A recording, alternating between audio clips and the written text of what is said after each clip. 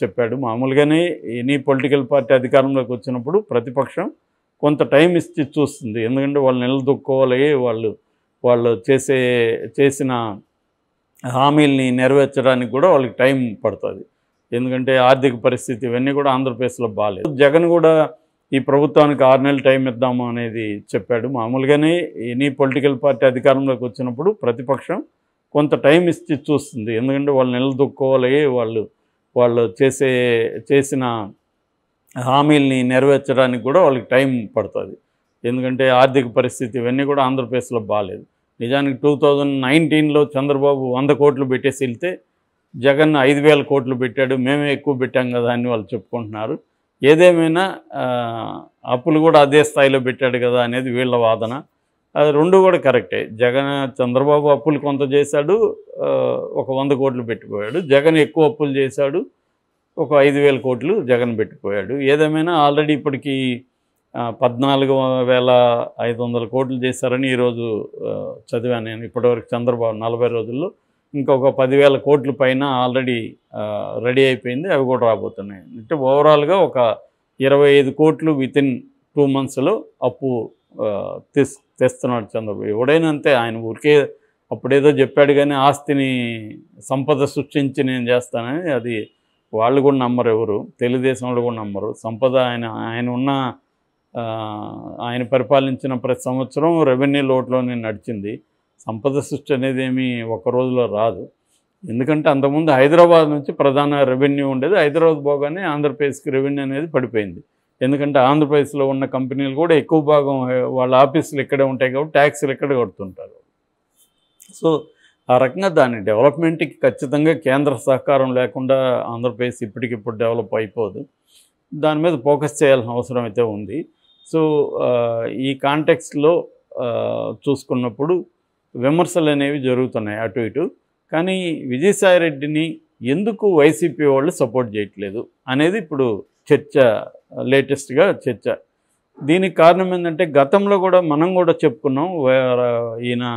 ఈయన్ని పక్కన పెట్టేశాడు జగన్ కొంతకాలం.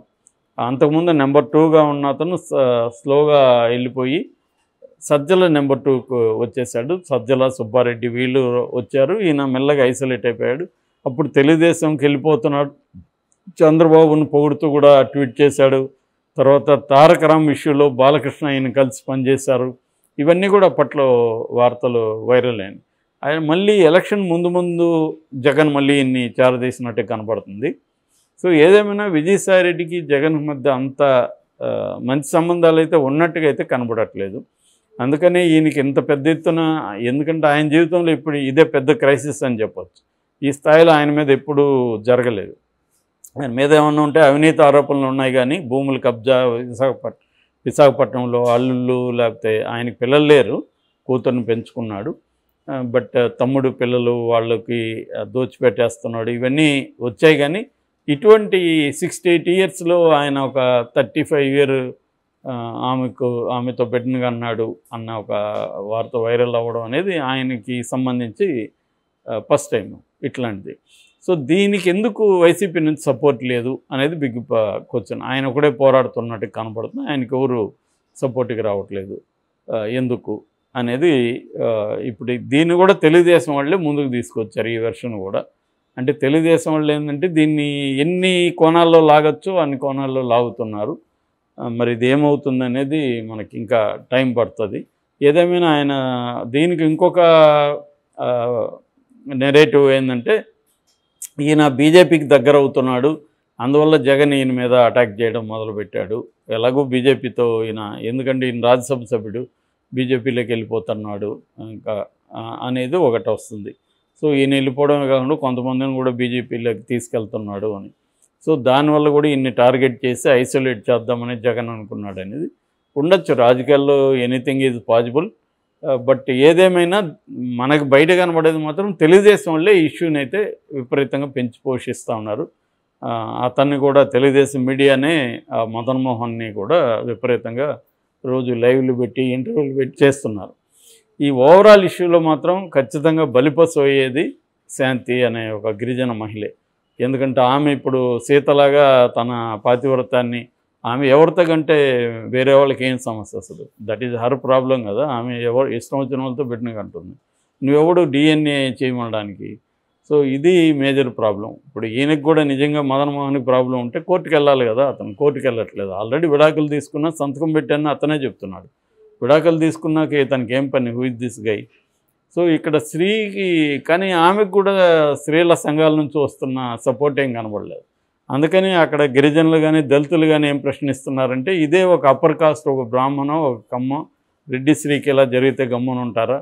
ఒక గిరిజన మహిళ ఆమె ఏదో కష్టపడి సాధిస్తే ఒక పొజిషను, ఆమెను కాకుల్లాగా పొడుస్తున్నారు అందరూ అనేది మాట్లాడుతున్నారు. ఇప్పుడిప్పుడే దళిత గిరిజన వాయిసెస్ కొంతవరకు వినిపిస్తున్నాయి. ఈవెన్ గిరిజన సంఘాలు కూడా ఎవరు ఆమెకు అండగా నిలబడలేదు. ఇది ఒక పెక్యులర్ పరిస్థితి. వైసీపీ వాళ్ళే ఇరికిచ్చారని. దీనికి కారణం కూడా విజయసాయిరెడ్డి ప్రెస్ మీట్లోనే ఉంది. విజయసాయిరెడ్డి ప్రెస్ మీట్లో ఏమన్నాడంటే, నన్ను మా పార్టీ వాళ్ళు కూడా కొంతమంది తెలుగుదేశం వాళ్ళతో కలిసి ఇలా చేస్తున్నారు అని చెప్పాడు. సో అప్పుడు ఆ హింట్ చాలు కదా వీళ్ళకి కథలు అల్లడానికి. సో వీళ్ళు ఏం చేస్తున్నారంటే, ఎవరు ఈయనకి ఎనిమి ఎవరు ఉన్నారంటే సజ్జలకి ఎవరు?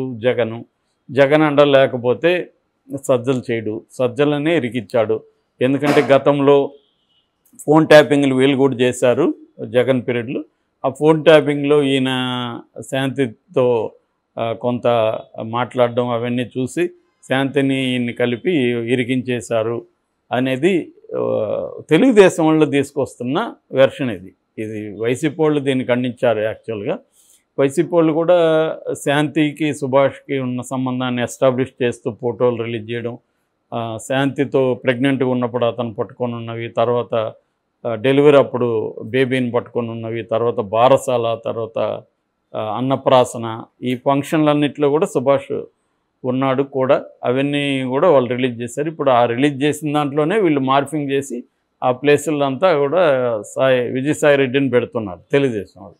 తెలుగుదేశంలో మరి ఎందుకనో దీన్ని పెద్ద స్థాయిలోనే తీసుకెళ్ళారు, మామూలుగా లేదు.